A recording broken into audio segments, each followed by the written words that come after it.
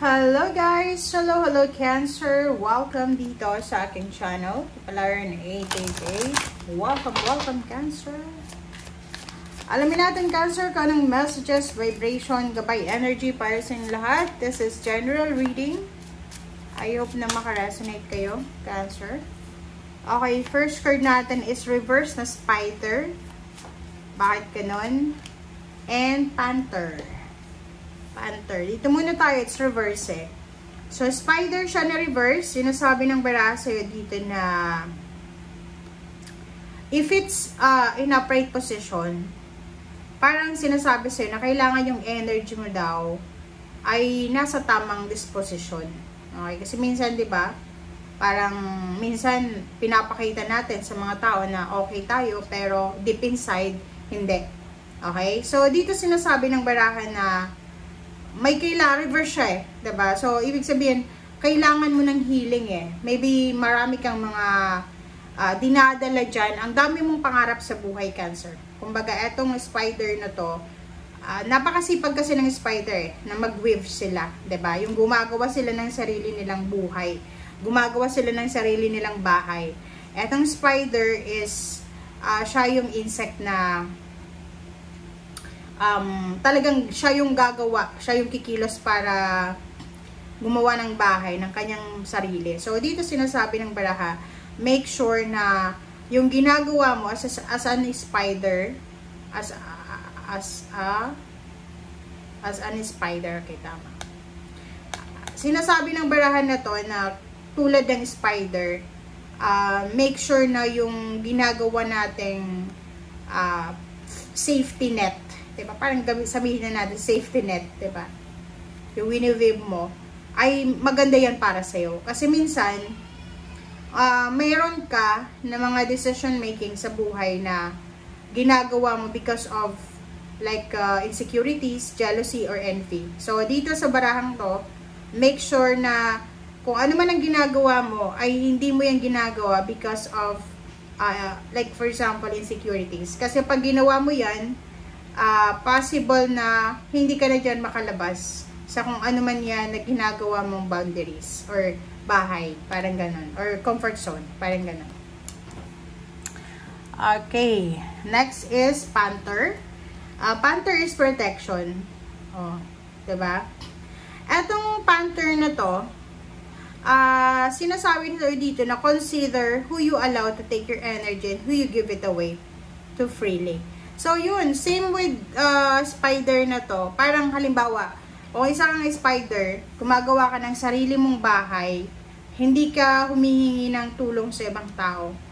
And, eto naman na panther, meron sa inyo dito na parang meron kayong pinagkakatiwalaan na isang tao na siya yung tao talaga na hindi mo alam na minamanipulate ka. Okay? Kaya nga sabi sa'yo dito, you need to protect yourself. Consider who you allow to take your energy and who you give it away to freely. Kasi minsan nagkakamali ka eh. Aminin mo yan. Minsan sa sobrang insecurity natin, envy, jealousy, mali yung tao na pinagkakatiwalaan natin. Okay? Yung inaakala mong mabuting tao, siya pala yung masama. Yung inaakala mong masama, siya pala yung mabuti. So you need to protect yourself. You need to be careful eh. Kasi yung spider tsaka panther, hindi sila compatible as spiritual animal. Okay? Kasi etong dalawang to, contradicting sila sa bawat isa. Okay? Contradicting sila eh. Kasi parang sinasabi ng panther na yan na kailangan matalino ka eh. Hindi lang puro security tayo eh. Like for example, nagkukulong lang tayo sa isang sitwasyon na hindi naman natin alam na itong pinalalagyan pala natin ay yan pala yung naggaganon sa atin eh, 'di ba? So minsan yung understanding natin, kailangan nating lawakan, kailangan nating alamin kung tama ba itong ginagawa natin. Okay?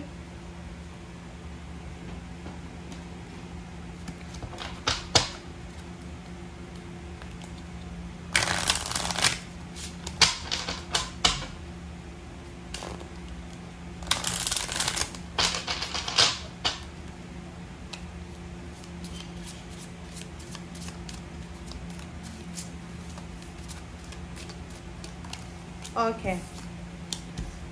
5 of spade and number 6, a queen of clover, number 40. Okay. Nako. Nakakaloka. Comment down below if you resonated. Dalawa siya. Hindi ko alam kung saan ka dito makaka-resonate, but unahin natin yung queen of clover. Etong number 40 na to, this is stability. There's a celebration, kasi eto na wine is a celebration na mayroong happiness. Mayroong isa-celebrate ka na masayang pangyayari sa buhay mo. Maybe wedding anniversaries, maybe birthday celebration, kung ano man siya na celebration. And yung second card mo, this is 5 of cups.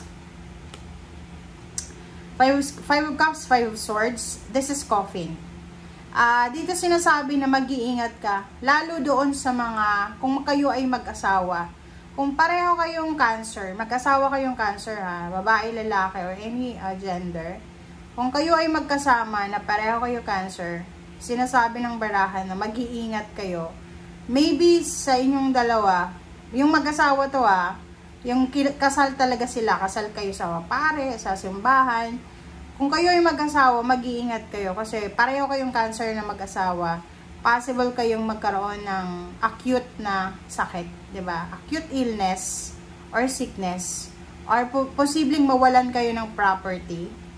Lalo na kung halimbawa property through sunog, 'di ba? Yung mga charger na china-charge habang natutulog, pwedeng mawalan kayo ng kapamilya, ng kaibigan, parang ganun. Yung pinakamalapit sa inyo. Okay? So, mag-iingat kayo.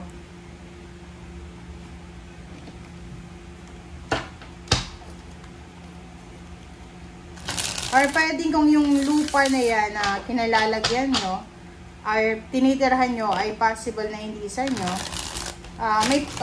May pagkakataon na posibleng kayo ay paalisin, parang ganun. So, ingat-ingat tayo.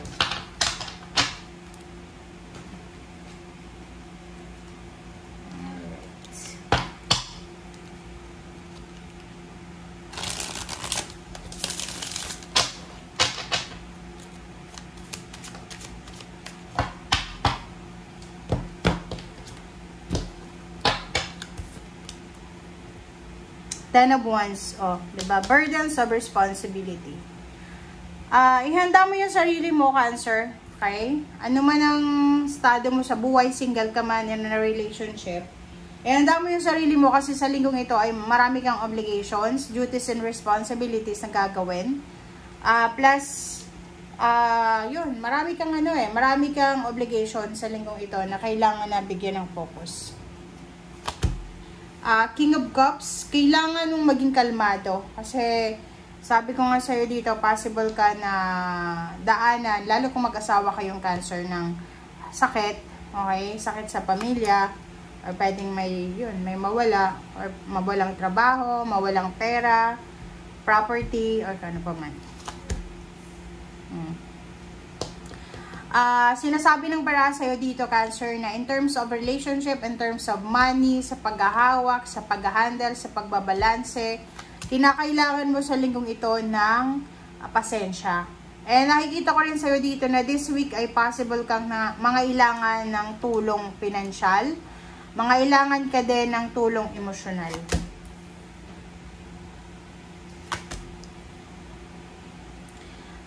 Nakikita ko sure dito, meron ditong mga Cancer na kung single ka na Cancer, okay, if you're single, sinasabi ng bara sa'yo dito na posibleng makatagpo ka ng isang tao na magiging source of financial success and happiness mo, heart, diba, yung emotional and financial happiness through travel. So, halimbawa, sumakay ka sa bus, sumakay ka ng eroplano, nasa airport ka, kung nasaan ka man na lugar na maraming mga tao, possible na makatagpo ka ng isang tao na mag-o-offer sa'yo ng love life, mag-o-offer sa'yo ng victory and success. Like, halimbawa, yung dati mong kakilala, dati mong boss, dati mong katrabaho, magkikita kayo, then, pwedeng, kung may dati kayong relationship, pwedeng mabuo ulit, or kung kayo ay nangangailangan ng trabaho, ay possible kayong bigyan ng trabaho or ganun pa man. Okay? Thank you guys for watching. Bye!